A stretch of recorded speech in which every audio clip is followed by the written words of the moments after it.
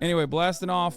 Ladies and gentlemen, we're talking about Japan earthquake, Harvard pushes out gay, Trump off ballots, new Chappelle special, South Korean opposition leader stabbed, Jeffrey Epstein list, and more. Get in now. It's Tuesday, Newsday. It's Chewsday, Newsday. Your Republic communique. What are you expecting? Lol. The cursing is why people don't want to mod us? Yeah, that's why. The thing with Chappelle is that he feels victimized. He's old. Yeah, I'm going to talk about all of that. Wait, why are you trying not to curse? No, I think cursing is fine. I just use it too much as a sentence modifier when I'm seeking out words that I can't remember or trying to craft a statement, and I use it too much. I enhance my sentences too much with it. All right, we'll get started with the earthquake in Japan. Aftershocks continuing in Japan after deadly New Year's Day earthquake hit Japan, and then also there was a plane crash that happened. A plane and a rescue plane collided. Let's get started in Japan, and we'll go to Dave Chappelle later. Plane burst into flames after it collided with a Japanese Coast Guard aircraft on the runway in Tokyo. This new video shows the moment of impact after the passenger jet landed at the airport just hours ago. And you can see in the video the Japan Airlines plane bursting into flames as it goes down the runway there. 5 crew members on the Coast Guard plane were killed. The captain is in critical condition.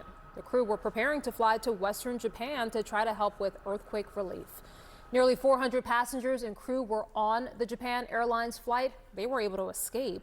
17 people reportedly were hurt. Let's bring in CNN's Will Ripley. He joins us live from Tokyo. So Will, what's the latest here? What are you learning?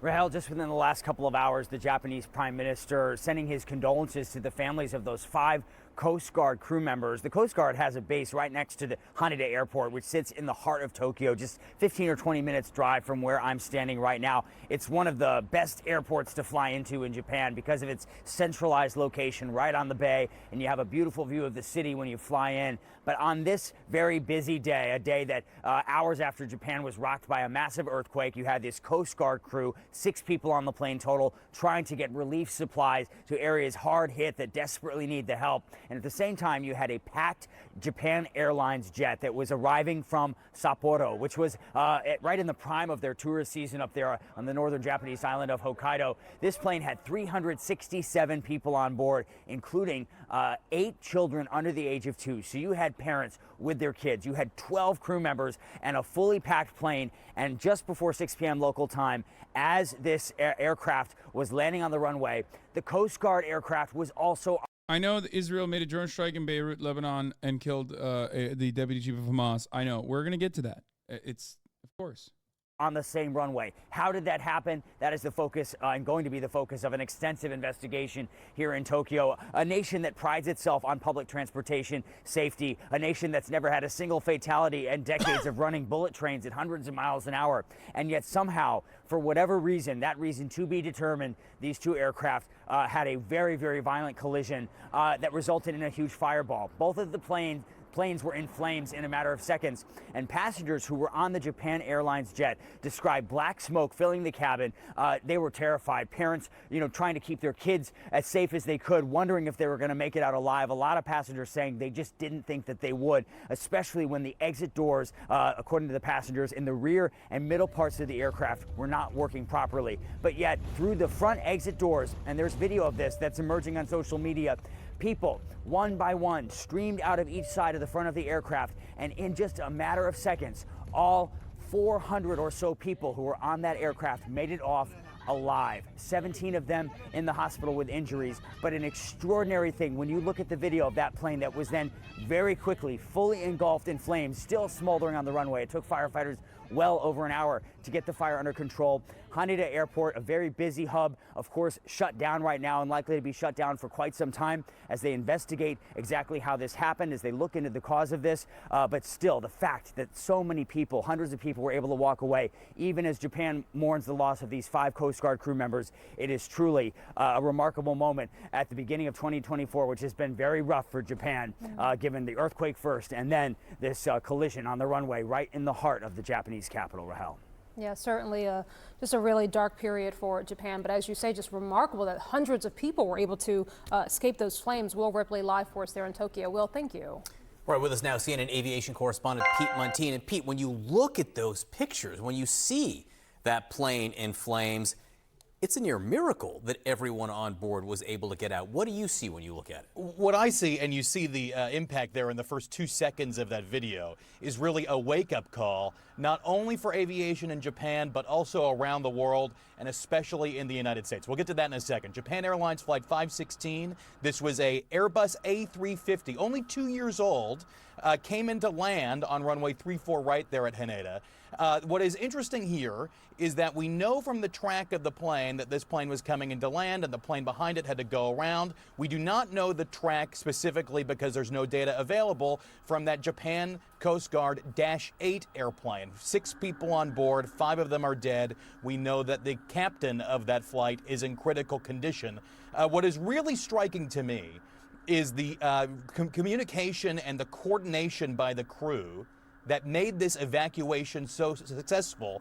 Not just the pilots, but all of the crew, the flight attendants especially. Japan prides itself on efficiency. They got these people out in a very short period of time. There you can see the 2 airplanes, and there's a big size difference here. A Dash 8 is a much smaller airplane, although it clearly did a lot of damage to the front of that Airbus A350. So you don't see my cable management. This is the first time an Airbus A350 has ever experienced a hull loss, meaning the airplane is completely destroyed. What is clear right now is that there was a huge safety failure here in a culture that is incredibly safety conscious. The Japanese airlines had a spate of accidents in the 80s and 90s. They really cleaned up their act, but is also clear is that this was something where there was an airplane in the wrong place at the wrong time.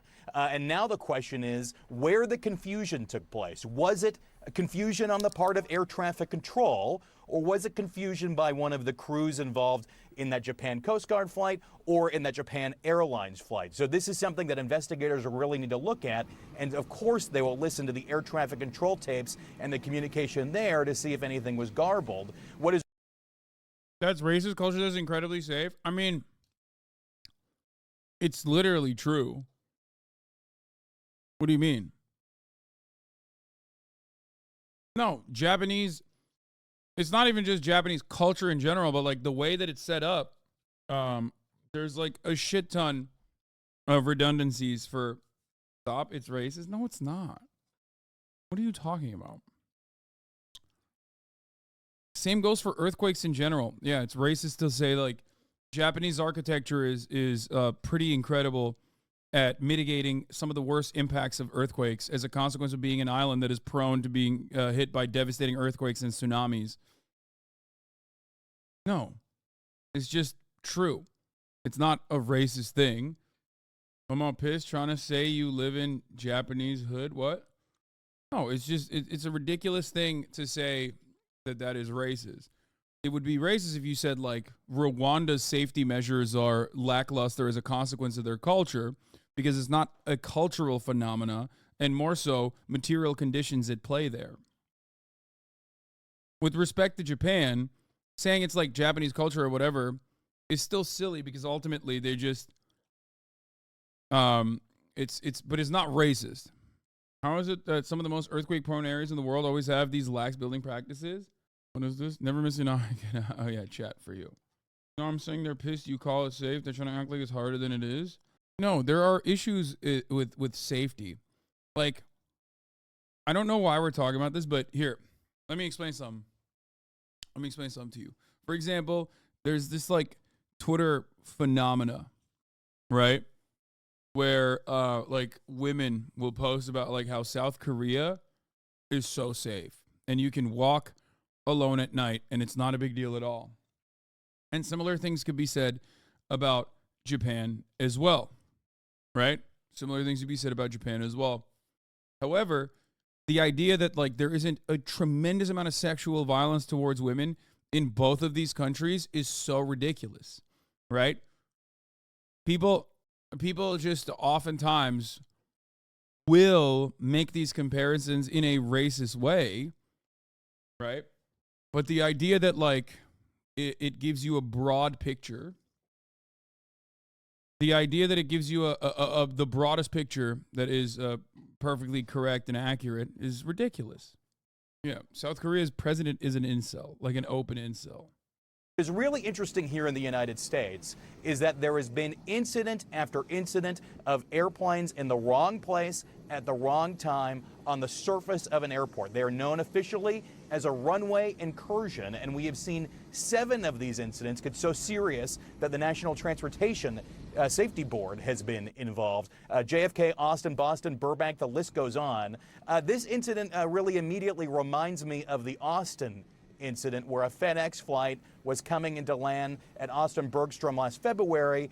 Southwest Airlines flight was lined up on the runway ready to take off. It was in bad weather conditions. It was dark. It was before dawn, and the FedEx crew caught the error and went around. In this case, of course, it was dark. It was about 5:47 p.m. local time, although the weather was pretty good. And now the question is whether or not this Japan Airlines flight crew was able to see this plane in front of them and why it was there. So a lot of big questions here, and investigators really have their work cut out for them, John. And let's discuss this more and get more analysis on this. Miles O'Brien joining us now. He's a CNN aviation and aerospace analyst. Miles, good to see you today. Unfortunately, certainly a dark day for Japan. I guess they couldn't get Austin on to do this coverage, it seems.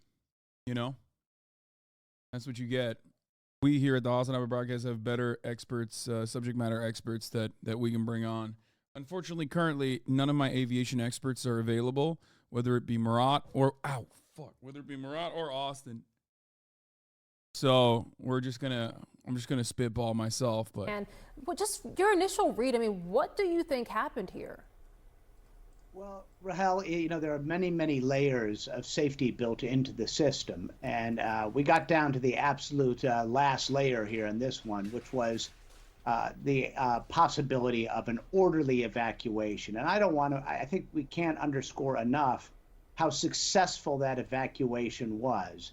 The crew did a great job getting them off. And if any group of people collectively would listen to a flight crew and do what they're told and follow the rules, it is the people of Japan. Anybody who's lived there and knows the culture there, they do in fact listen to rules and follow rules. So that was really fantastic, and there was a great demonstration of the possibilities there. The other thing to think about here, Rahel, is there have been decades of work on the part of the FAA and other organizations to reduce the flammability of the materials that are inside the cabin of an aircraft. And this is an example here, I think, of the success there, that it holds off potential danger from the toxic fumes and the flames enough time to get passengers off if they listen to the rules. So we can take that away as a half-full look at it, but clearly there's some dramatic failure in the system here, which will have to be identified and worked on. And how do they do that? I mean, once they identify the causes here, walk us through how they officially investigate this. Well, you've got 3 main parties here. You've got the flight crew aboard the Airbus A350. You have definitely policy over culture. I think it is policy. That part is not culture. I think it's policy. And that policy stems from, I guess, cultural attitudes in general. But it certainly is policy over culture in this regard, yes.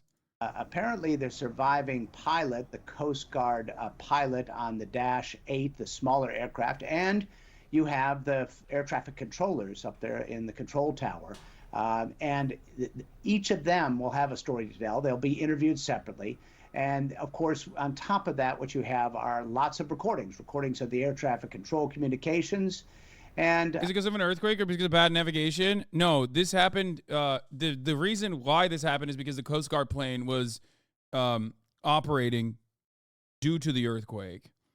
And I assume some wires got crossed in that situation.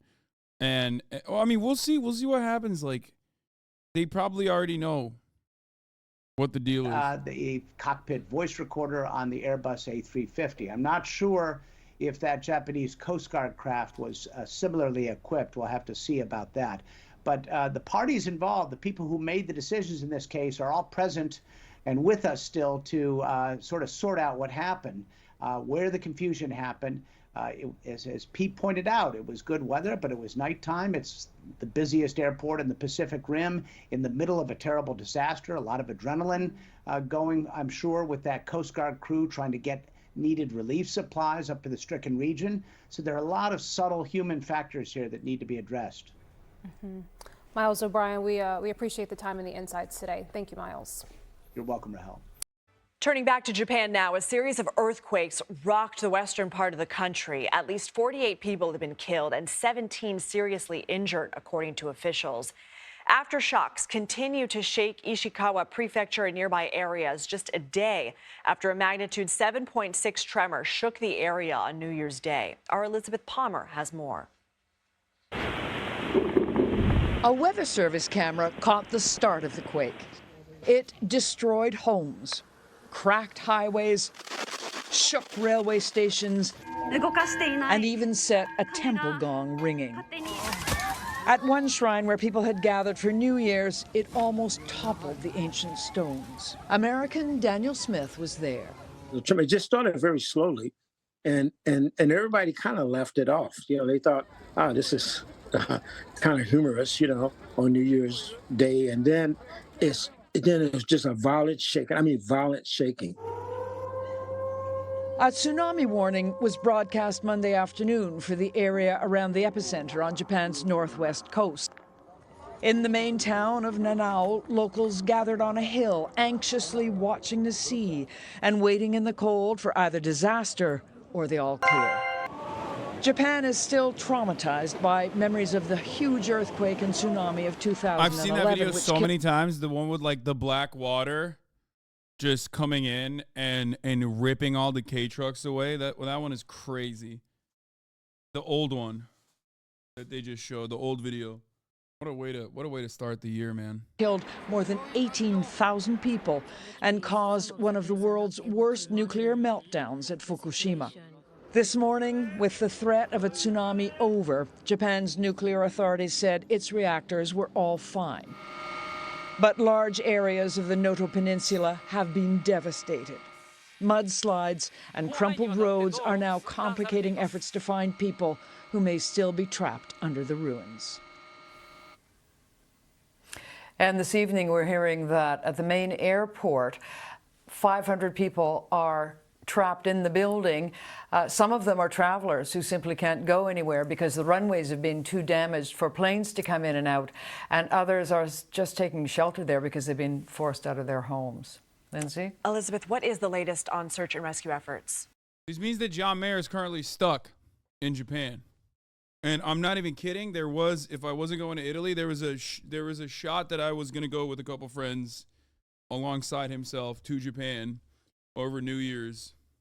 Not a bad place to be stuck in, to be honest. I mean, not while a, active incident is happening, like a natural disaster. I mean, I would have liked it because I would have streamed it. I would have gone to I would have tried to, I've never actually done, like a natural disaster stream.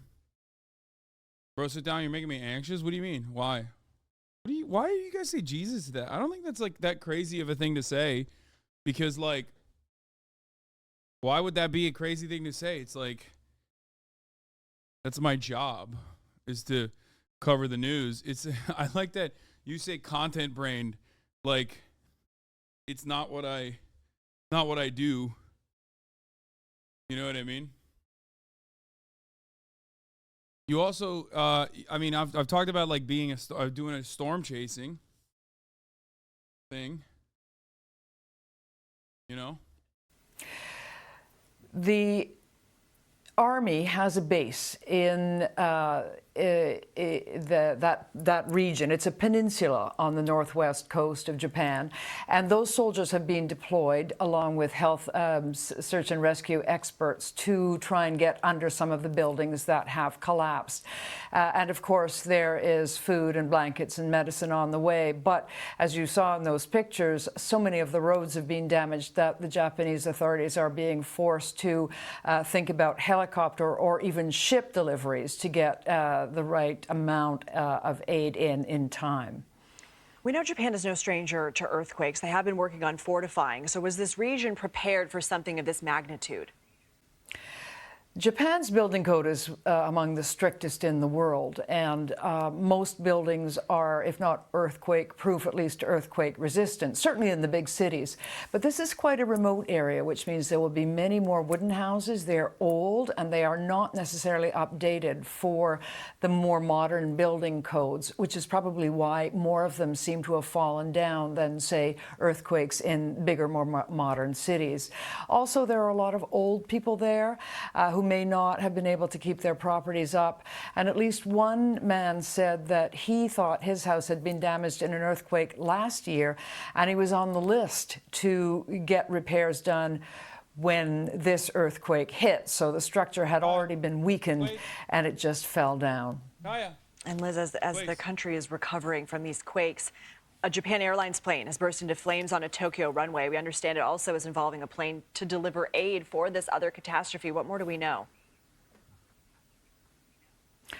Well, it's tragic and it's ironic. About 6 o'clock here, there were suddenly reports of a Japan Airlines jet on fire, very dramatically. You could see it had come into land and it was in flames.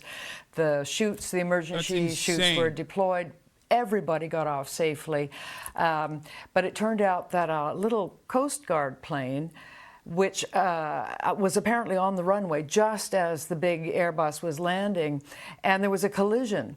And of the 6 crew on board, 5 have been killed, and they were on a mission to deliver relief to the earthquake zone.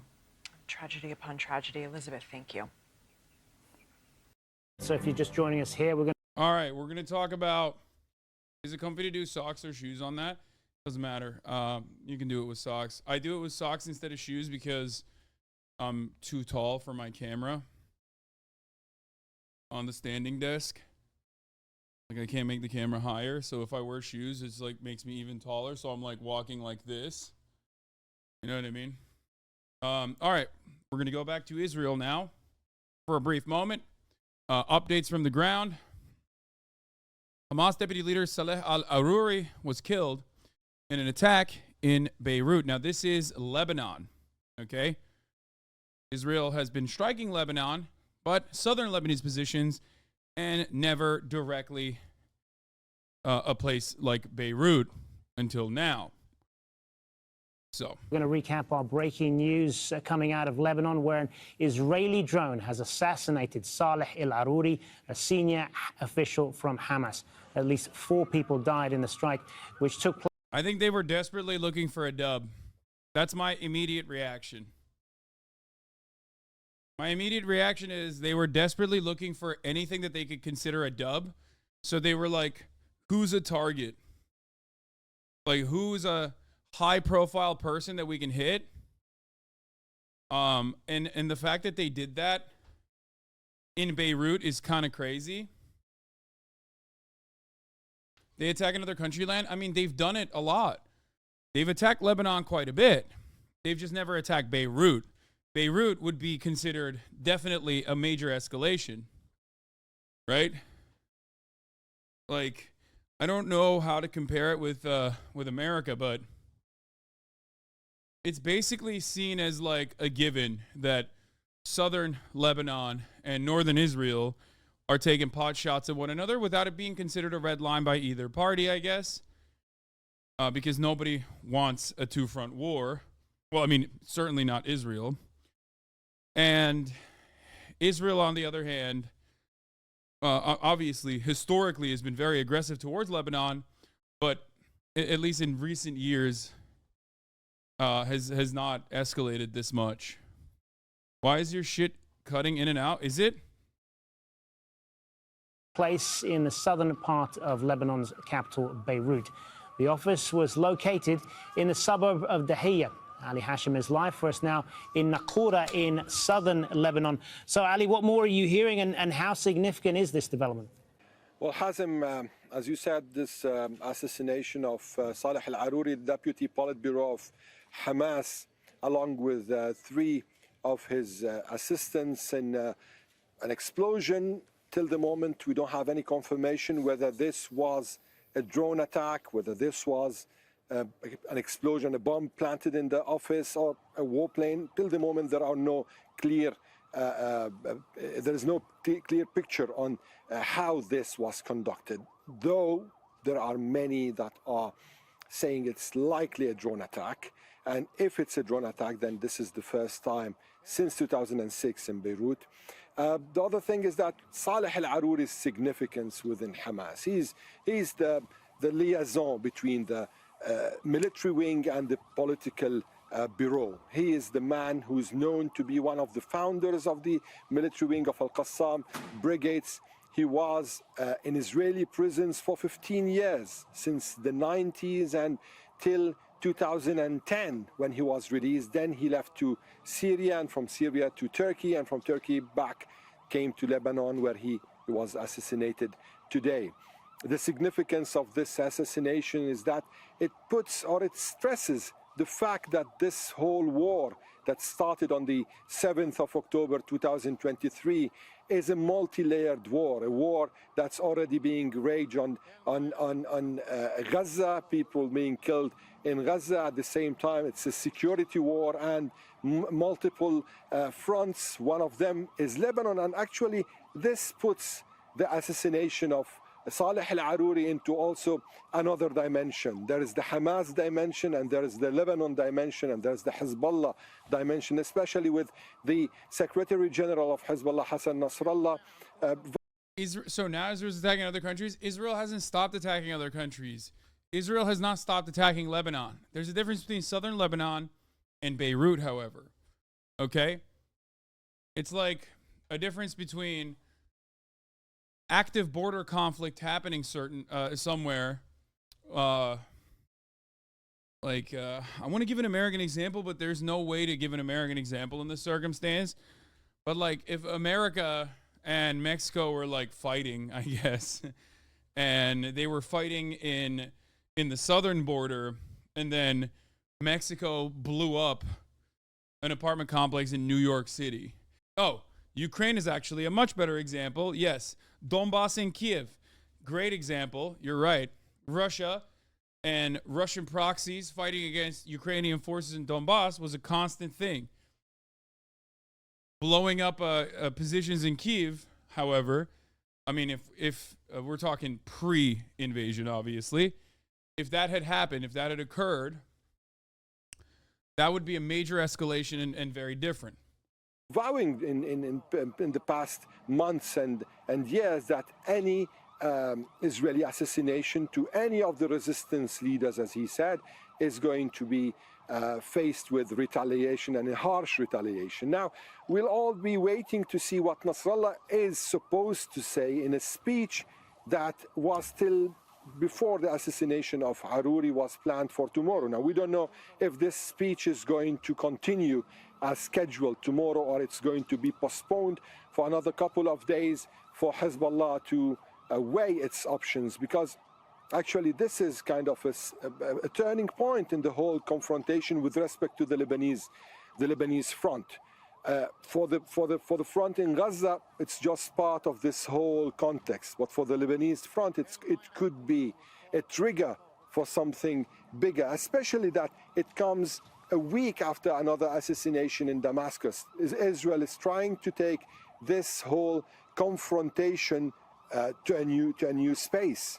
And this could mean not containing this war. Actually, many thought that the assassination of a senior Hamas leader could end this war. But the fact is that the assassination of a senior Hamas leader in Beirut could trigger a new dramatic context. And this is what many right now are really thinking. Observers can't really analyze in such a moment. So Saleh al-Arouri was assassinated, as we reported. He's a senior Hamas commander. He's a senior Hamas official. And you know, the irony here is that Israel wasn't able to assassinate or kill any of the major or senior Hamas officials and commanders in its 3 months war in Gaza. At the end, it came and killed one of Hamas's leaders in Beirut. This is one of the ironies of this war. And Ali, you're talking to us from Naqoura in southern Lebanon, where you've been reporting for several days now on the ongoing clashes between Hezbollah forces in southern Lebanon and Israel. What implications is the news of this apparent assassination going to have for that aspect of the conflict? You know, Hazem, there were rules of engagement that we've been referring to all over the past 3 months. Rules of engagement, whereas Hezbollah is hitting within 3 to 5 kilometers, sometimes 10 kilometers inside the Israeli territories, and Israel hitting also within the Lebanese territories towards the Litani River, which is like in a depth of 15 to 20 kilometers maximum. But today there's something outside the box. There's something outside the whole rules of engagement. And this, at least given the fact that Hezbollah... When they say rules of engagement, there's like rules of engagement that we all know and understand, right? International criminal misconduct in war crimes. Then there's rules of engagement that, like, Israel is supposed to have and America is supposed to have that are way above all of those. And then there are major escalations beyond those rules of engagement. And this would be a major escalation beyond even the already lowered, the already opened up rules of engagement. That's the difference here. And the expectation from people in Lebanon and the expectation from everyone is that Hezbollah might retaliate. It's the post-2006 rules of engagement agreed to by Israel and Hezbollah. No attacks beyond the borders and attempts to do that will be met in kind by either side. Yeah, this is like, this was a red line for Hezbollah. Committed to that in the past. This could mean, but we don't have a clear answer, but this could mean, if we want to analyze, that Hezbollah is going to respond from outside the rules of engagement. And what would this mean? This is the big question. How is this going to end? Is it going to end just with this hit for a hit, tit for tat, or this is going to widen the scope of the war? This is what many people are actually concerned of. And you know, in the past few weeks, people were leaving South Lebanon, and according to United Nations numbers, there are more than 70,000 Southerners who are not anymore in their homes at the border. But now, with a hit inside Beirut, in the... Do you actually believe that? Do you actually believe Hezbollah would do anything? I mean, it's what they've said they would do. That's it. That's all I know. There's nothing I can say here. I do not see the future, okay? I cannot see the future. I can simply tell you what the priorities are and what the red lines prior were, and that's what I'm telling you. I mean, it could be a trial balloon of sorts to see how far Israel can push their neighbors in the region without them retaliating in kind. It could mean that. That's definitely something that they could be testing out. It could be Benjamin Netanyahu trying to escalate the conflict, maybe trigger a two-front war, draw out Iran, or do something that I consider suicidal of sorts, because he simply wants to stay alive politically. And the longer this goes, the longer he can justify being the leader and not going to prison over corruption charges. It could mean forcing America's hand into joining the conflict in a more active fashion. It's just like there are so many ways. They didn't retaliate when Soleimani was targeted, so they might not. I mean, we'll see. It's just, like I said, the reason why Hezbollah did nothing and did not retaliate at the behest of Gaza, even though they're supposed to be a part of the allegiance of like Iranian proxy forces or Shia proxy forces, was because the state of the Lebanese economy was dire, and that Hezbollah knew that they would not be able to fight against Israel and then have Israel retaliate in kind, and then have Israel apply the Dahiyya doctrine on Lebanese cities, pulling a Gaza in many different cities inside of Lebanon. They simply do not have the economy to be able to withstand that at all. Beyond, I mean, the pot shots that they've been taking, which Hassan Nasrallah said was simply a up to the regional militias there, and not a directive that was coming from the leadership of the Hezbollah or the leadership in Iran at all. As far as like the leadership of Iran or the leadership within the Hezbollah structure goes, they simply said southern Lebanese militias are going to react and retaliate in kind due to the many escalations from Israel and Gaza. Well, beyond that, sit back, fuck around and find out. We are not afraid of America, that sort of shit. But they didn't really do much. So it's interesting to think. I also believe that the United States today or yesterday started pulling out one of their carriers from the region.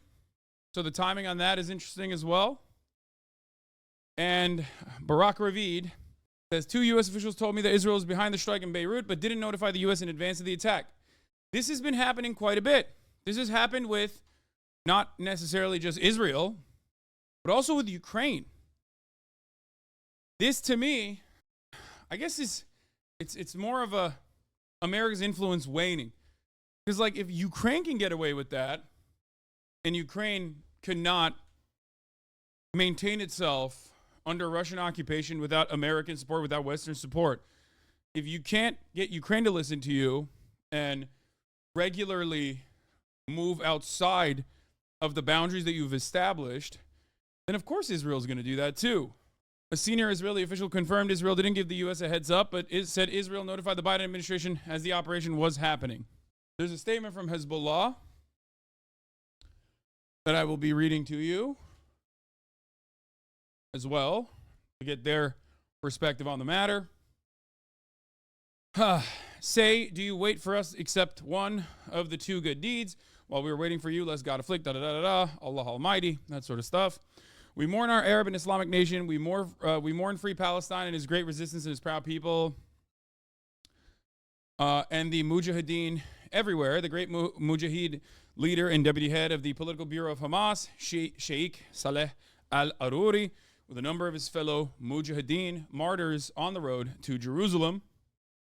We extend our condolences from our brothers in the Islamic resistance movement, Hamas, from the brave Mujahideen of the Izz al-Din al-Qassam brigades, from the people of steadfast Gaza, holy Jerusalem, the wounded West Bank, and from all factions of the movements of resistance.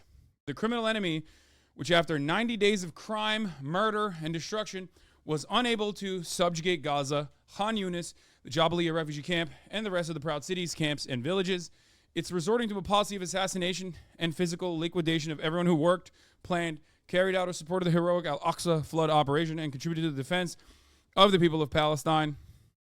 The oppressed, and today's crime is a continuation of the crime of assassinated leader Saeed Radhi al-Musawi in another field of action and a new front of combat and support fronts. This heinous crime will not increase the resistance of the resistance in Palestine,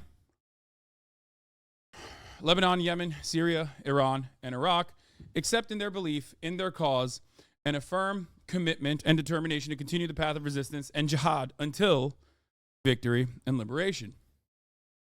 Now, the last paragraph is the most important part. The first paragraph is just classic.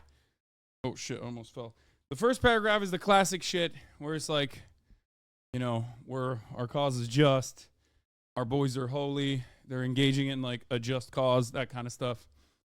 We consider the crime of assassinating Sheikh Saleh al-Aruri and his fellow martyrs in the heart of the southern suburb of Beirut to be a dangerous assault on Lebanon, its people, its security, sovereignty, and its resistance, as well as the highly symbolic and significant political and security message it contains, and a dangerous development in the course of the war between the enemy and the axis of resistance. We in Hezbollah affirm that this crime will never pass without response and punishment, and our resistance in its pledge is steadfast, proud, and faithful to its principles and commitments that it has made to itself. Its hand is on the trigger, and its resistors are in the highest levels of readiness and preparedness. And this is a well-known day that will be followed by many days to follow. So beautiful patience and beautiful patience. And God is the one who helps, and victory, God Almighty willing, is very near. So Bernard Sanders came out of the gate swinging. People are finally coming on board, I guess. But yeah, overall, they're saying they are going to retaliate. Be patient. Okay, so it said nothing. I mean, I don't think that's nothing. We in the Hezbollah affirm that this crime will not ever pass without response and punishment, and our resistance in its pledge is steadfast, proud, and faithful to its principles and commitments that it has made to itself. Its hands on the trigger, and its resistors are in the highest level of readiness and preparedness. That seems like they're saying we got shooters. So there's that. So we'll see what happens. The one who killed is the one who wanted to harm Hamas. The interview with the prime minister's spokesman after the killing and the stuttering. What? Hezbollah literally just yapping. They have been yapping quite a bit. They have been Yappington. They've been going to Yappington University for sure. But remember, they have a much greater number of like weapons, delivery mechanisms, much higher tonnage of bombs. Like the Hezbollah is more organized. It is a political entity, so they have obviously like civil governance in mind, but they definitely are a little bit different than like dudes making bathtub missiles and bathtub bombs and like engaging in the active resistance against the occupying force inside of Gaza currently.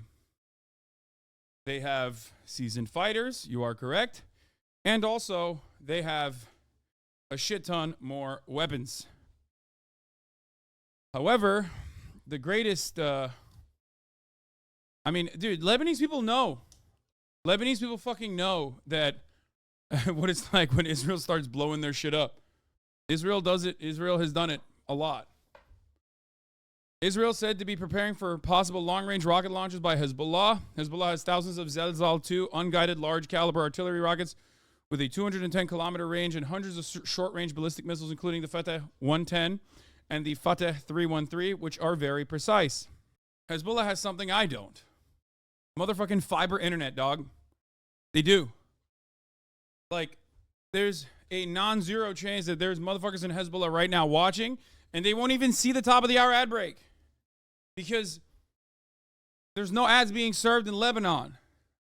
So, like, they have fiber internet, and they get to watch without ads. You, on the other hand, no fiber internet, have to fucking subscribe for $5 or for free with a Twitch Prime so that you can see the broadcast without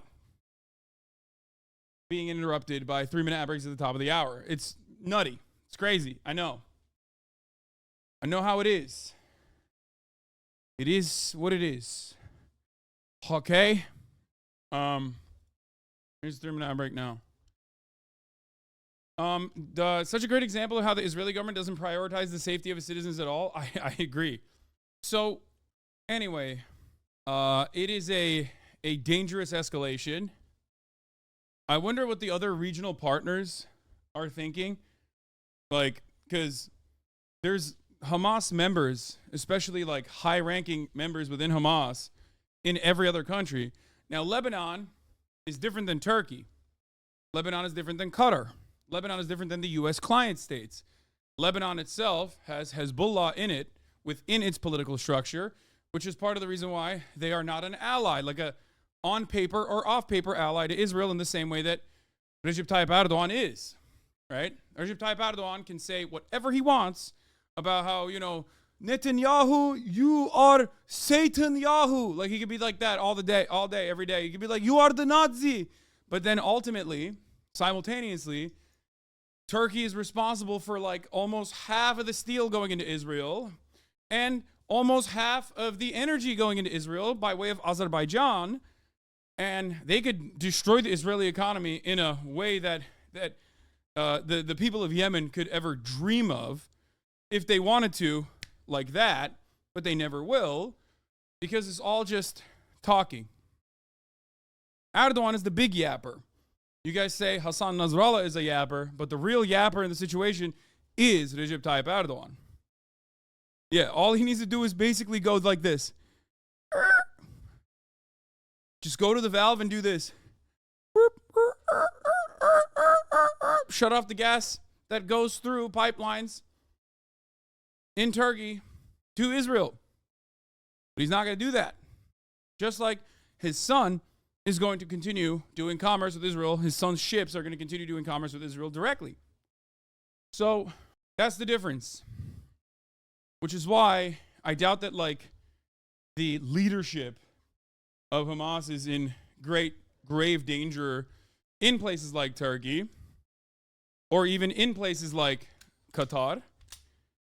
But they are certainly in danger in Lebanon.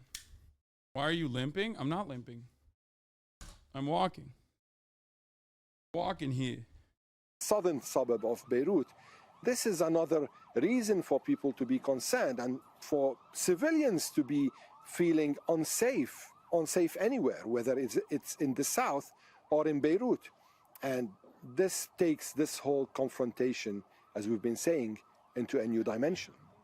All right, for the moment, Ali Hashim in Naqoura in Lebanon. Let's go to Zaina Khoda, who joins us on the line now from Beirut. So, Zaina, you have reported extensively from the Lebanese capital for many years now. Targeted assassinations, as this certainly appears to be, are unfortunately nothing new in Beirut. But what do you make of what has happened here over the last hour?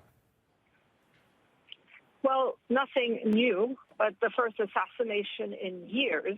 And once news broke of an explosion in the southern suburbs of Beirut, which is an area where Hezbollah holds sway, I can tell you there was panic. There was panic in the Lebanese capital. The Lebanese know what this means. There were reports of a targeted strike, a targeted assassination, serious escalation. It definitely escalated and widened the ongoing conflict along the Lebanon-Israel border. The conflict along the border is now, it's going to enter its fourth month.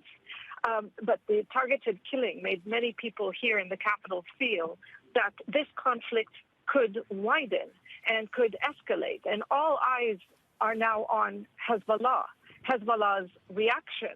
Because even before Hezbollah joined the battle to support its ally Hamas in Gaza, the Secretary General of Hezbollah, Hassan Nasrallah, made it very, very clear. And his equation was there will be a fierce retaliation if any leader of the axis of resistance, whether it's a Syrian, a Palestinian, a Lebanese, an Iranian, any leader killed in Lebanon will trigger a fierce reaction.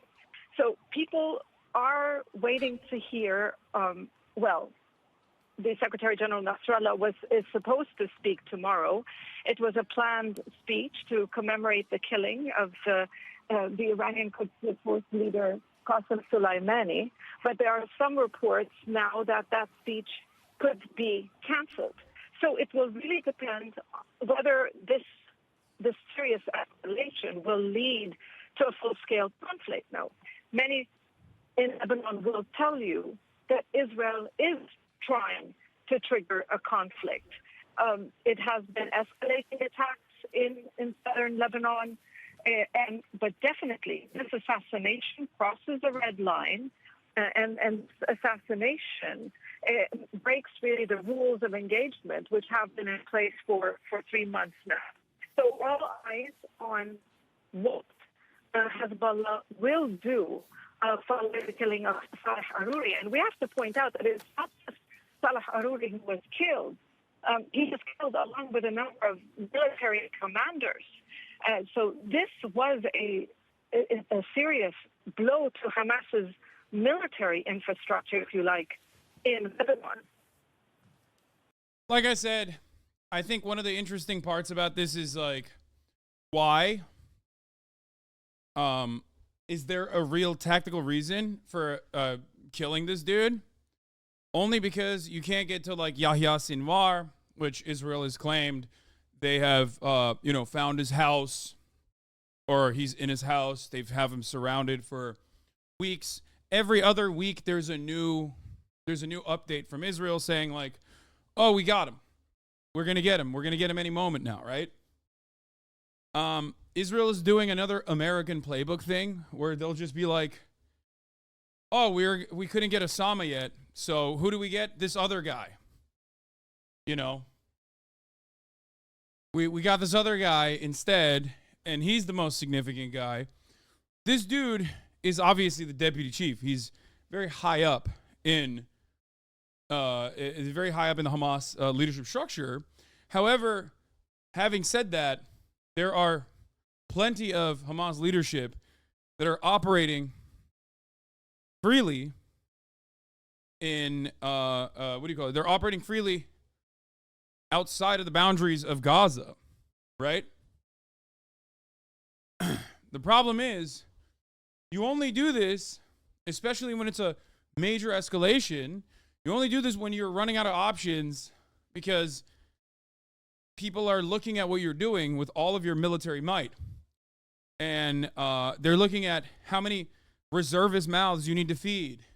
They're looking at the secondary impact of said reservists coming back home and having to deal with their own businesses. Because like the Israeli military is comprised not of military members, full-time military members, but instead of shopkeepers, accountants, marketing guys, small business owners. All of that is going to have a secondary impact on the Israeli economy. The fact that they're no longer working. DJs, right? Which is Israel's largest economic sector, right? Like weirdly named pizza shops and DJs, as Felix says.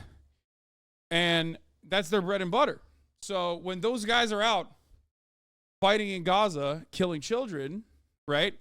They're not back home doing pizza parties where they're DJing and stimulating the Israeli economy. So that puts a timeline on how long you can fight this war, how long you can engage in ethnic cleansing. And yeah, as the world's supply of trans is rapidly diminishing in house music, progressive house music is rapidly diminishing, that puts an endpoint on the amount of time that Israel can actively engage in this conflict, actively engage in ethnic cleansing. So,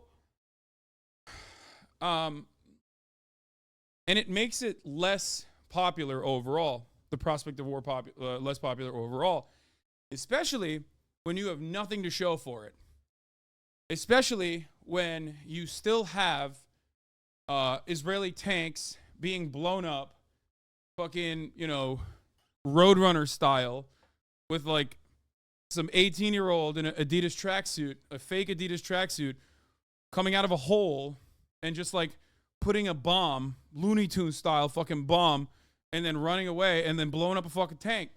When that's happening, you have nothing to show for it. You're having a very hard time like managing the situation and then showing everybody that you're doing a great job.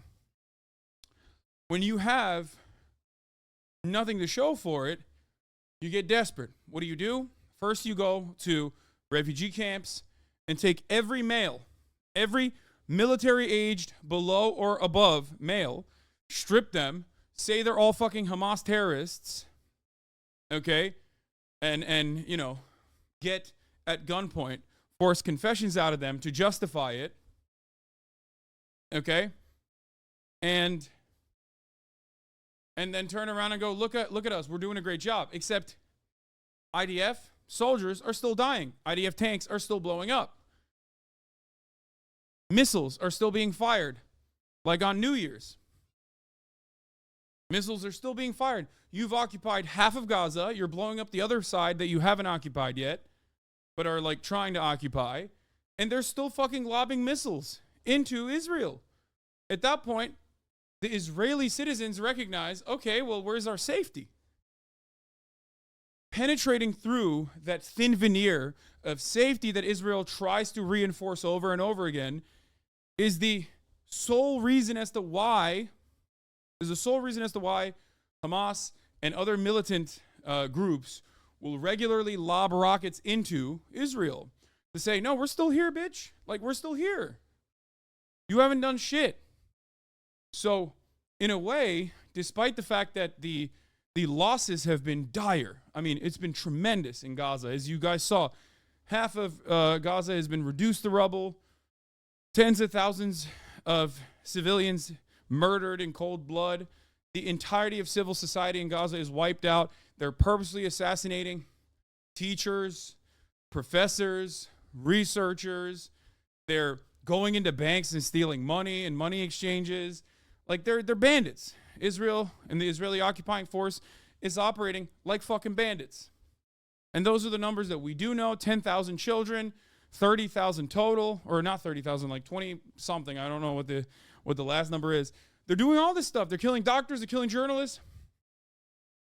And they have nothing to show for it because turns out Israel is not more safe now. Right? At this point, at a certain point, you have to show a prize. Right? You have to show a prize. To say, look, we got this. And because they couldn't get that in Gaza, because they couldn't say, like, look, the number of rocket strikes into Israel is greatly diminished, for example, then they have to take out a high priority target. They have to assassinate a high priority target. That's why they went after this dude. Now, there's two reasons to do that. One, to show the public in Israel a big dub for you, right? And two, to continue escalating the conflict and the tensions. When you do that, you extend the war. And the longer the war goes, the longer Netanyahu can remain in power and not go to prison. On top of that, Israel can test out something very important here. Will the major red line in Beirut being crossed turn into will the major red line that they've crossed turn into a two-front war? Will Hezbollah fight back? If they don't, then Hezbollah's influence in the region has diminished. Iran's influence in the region has diminished. Iran, as a regional power, is no longer interested in following through on their promises. You understand? So it's a gamble. It's a big gamble. So we'll see how it turns out. And Zaina, just give us a sense of how much of a presence Hamas had, not just in Beirut, but in Lebanon in general. What was the role that Hamas operatives played there? Well, as of late, Lebanon became a safe haven, if you like, for the leaders of Hamas. As of late, it became a strategic base for Hamas. After the rapprochement between Hamas and Hezbollah a few years back, there was a falling out following conflict in Syria. Since then, they have been slowly building their infrastructure, the political presence in the country. Hezbollah and Hamas closely coordinate with each other. Since the conflict along the border began, we've seen several meetings, between Hezbollah Secretary General Hassan Nasrallah as well as with the assassinated deputy leader of Hamas, Saleh Aruri. So you had this close coordination, and in many ways, they were living and working in the southern suburbs of Beirut. Some would call this a Hezbollah stronghold, but this is a place where 500,000 people live. We are standing very close to the site of that explosion, and I can tell you, you look at people's faces. There's fear and concern about what could come next, because this was what everyone was worried about: the conflict along the border widening, and but clearly this really is in many ways a turning point. But we have to see whether or not this serious escalation will lead to a full-scale conflict between the Israeli army and the Lebanese armed group Hezbollah. All right. Turning now, while that's happening, ironically enough, there are troop withdrawals happening in Gaza. Israel also, or Netanyahu's administration, has also taken a significant blow in judicial reform by the Supreme Court in Israel. So you have that as well. The American, one of the American carriers in the region has pulled out on top of that, which is why it seems very odd. The timing of this escalation is very odd. I don't know if they have the proper intel or they've made the math calculations that, like, Hezbollah cannot retaliate. They do not want the smoke. Or because they want to very desperately pull back America and justify their existence by, causing retaliation from Hezbollah on, like, Tel Aviv or some shit, you know what I mean? And then turn around and go, look, Israel is being under attack by all of its regional enemies. And Elint 5 also correctly pointed out that the Houthis have been profoundly popular in the region. So Hezbollah, despite the fact that they have the Lebanese economy to worry about, absolutely sees how popular these actions are. This news is funded by... Hold on.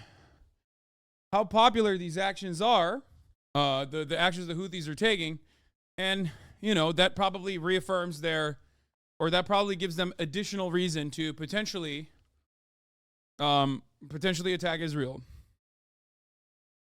Of the war in the Middle East, the Israeli army announced it is withdrawing thousands of troops. Yeah, Elin News says these troop withdrawals are essentially a way of being able to continue the war throughout 2024 at a low intensity by reducing ground operations to a level of counterinsurgency and also help the Israeli economy bounce back. Yeah, they did the ethnic cleansing, and they're going to continue it, and they're going to maintain bombing operations, I suspect. But they do not want,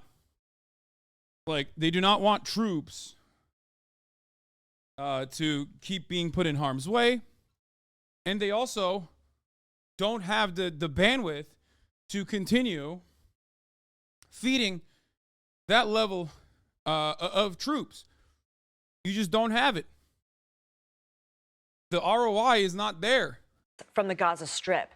Despite the announcement, fierce fighting continues in the region. Israel says its military killed dozens of militants in the north part of the enclave over the past day, while residents in central Gaza are reporting heavy fighting.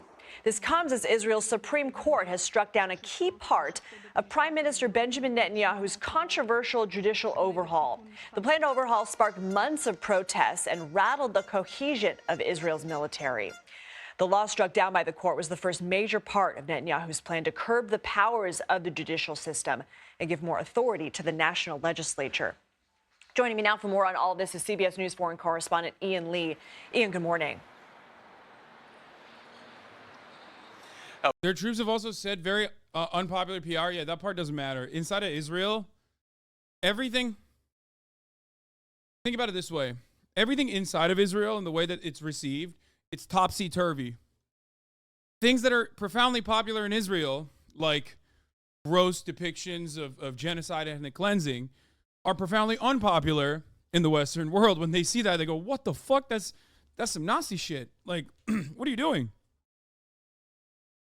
But that level of dehumanization, that level of like reaffirming support for, or that level of like showcasing that you are genuinely engaging in an act of genocide, that plays well amongst the public in Israel.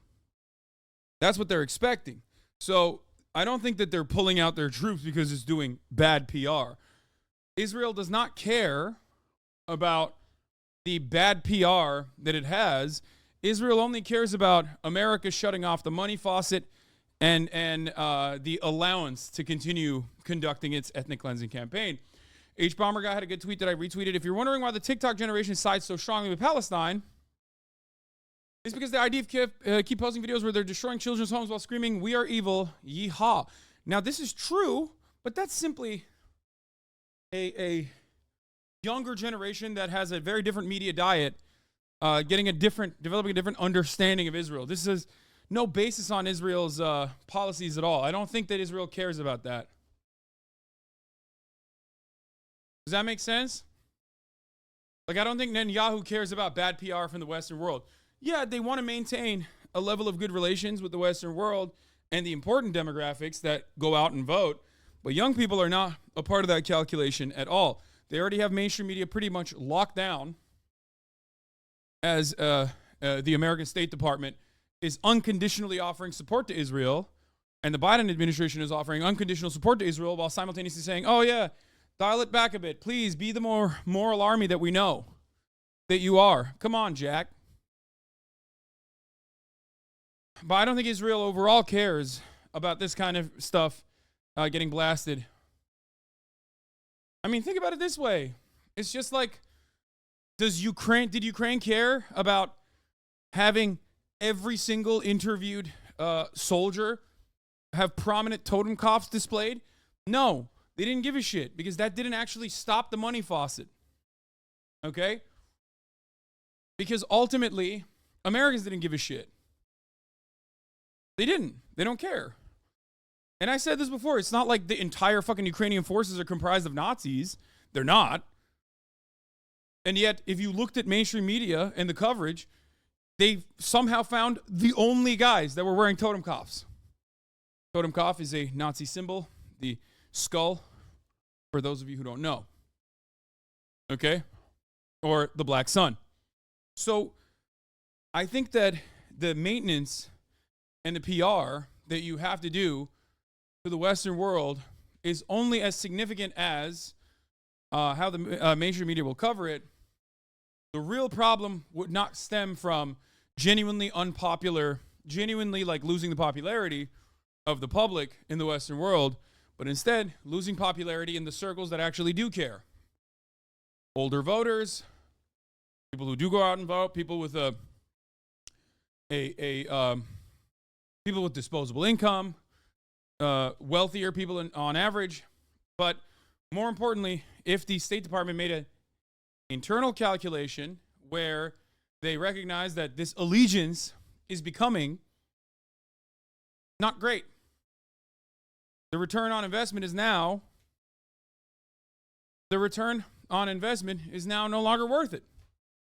That's why you look at Ukraine, for example, and you see what happens when America decides to no longer support Ukraine unconditionally. They are no longer sending in as many weapons. Then the media coverage changes dramatically. People start souring on the war, right? But that is not because like the popularity went away. That's because the State Department interest changed. Part of the reason is because they look at Ukraine and they go, okay, they can't continue this. They just don't have enough manpower to continue this in the way that they have. That's how it works. So for Israel, this changes. The calculations change only if the State Department no longer considers it to be a valuable thing for Israel to continue the maintenance of its ethnic cleansing campaign in Gaza.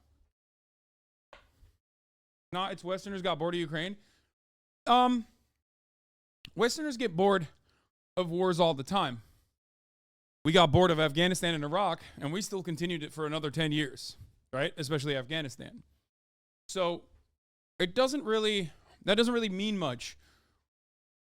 It's more important for the economic calculations that you're doing.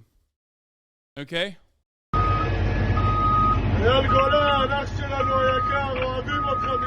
They're in the Cat 9, by the way. This is the IDF bulldozer that Caterpillar makes, specifically for the IDF.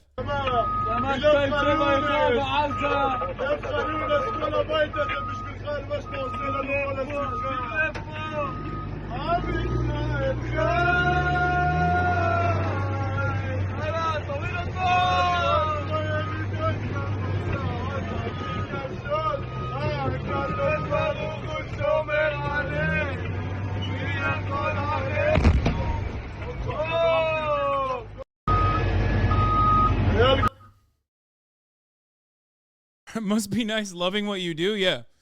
Must be nice doing what you love. Do what you love, and every day will seem like a holiday. It will never feel like you're working. Okay? And what these guys love is reducing children's bedrooms into rubble. Okay? Just bros being dudes, man. You too sensitive. Exactly. They're singing about God protecting them. Nice. How does someone get this depraved? Because I can't believe this is real, bro. What the fuck is this? How does someone get this depraved is a great question. It's called years and years and years of maintaining an apartheid regime and the racist, agitative propaganda that you have to consistently subject your population to in an effort to maintain this apartheid. And that comes from dehumanizing Palestinians, saying they're all terrorists, saying their children are terrorists, and the like. Israel does this quite a lot. Israel has done this quite a lot. This is what happens when you do it. It's called believing everyone in Gaza is Hamas and every building is Hamas infrastructure. No, it's called believing every Muslim Arab is a terrorist too. It's not just like Gaza. It's beyond that. I think that it's certainly beyond that. It's just like across the board, every Arab is out to get us. We are the chosen sons. Some believe it, some don't. Doesn't matter. But it's not just necessarily like feeling that you are the chosen sons and daughters of God, but instead the elitist attitude that you have is a colonial force. That elitist attitude, that superiority complex, is reinforced through religion in some instances, and in other instances it could be completely devoid of religious text, right? But that's how it works. It's not dissimilar to white supremacy. It is very similar to white supremacy. Obviously, the people are not white. Volodymyr Zelensky says, people don't understand how the occupation morally degenerates the occupier. Kind of like how Frederick Douglass talked about one of his slaveholders' wives who started out nice but got so used to slavery with time and got crueler. I think breaking the silence explains the behavior of IDF soldiers really well. Does Netanyahu believe the religious justification? I mean, I don't know. I don't know how religious he actually is. It doesn't matter, though. Religion is simply a tool, guys. The idea that religion plays an active role in this conflict beyond just like reaffirming people's important beliefs to continue the maintenance of this conflict and the maintenance of this ethnic cleansing is silly. Anyone who tells you like this is a religious war is just ridiculous. They do use religious symbolism. Israel uses religious symbolism. Hamas and Palestinians use religious symbolism as well in an effort to say like, no, our cause is just. But it's way beyond that. Like, religion is just seasoning, okay? Religion is a motivator. Religion is a good and very powerful tool to motivate, galvanize, and organize. But it's nothing beyond that. It's just a tool, not a real reason. So I think it's obvious. Obviously, in Lebanon, there are many Hezbollah targets. Damn, this guy's good.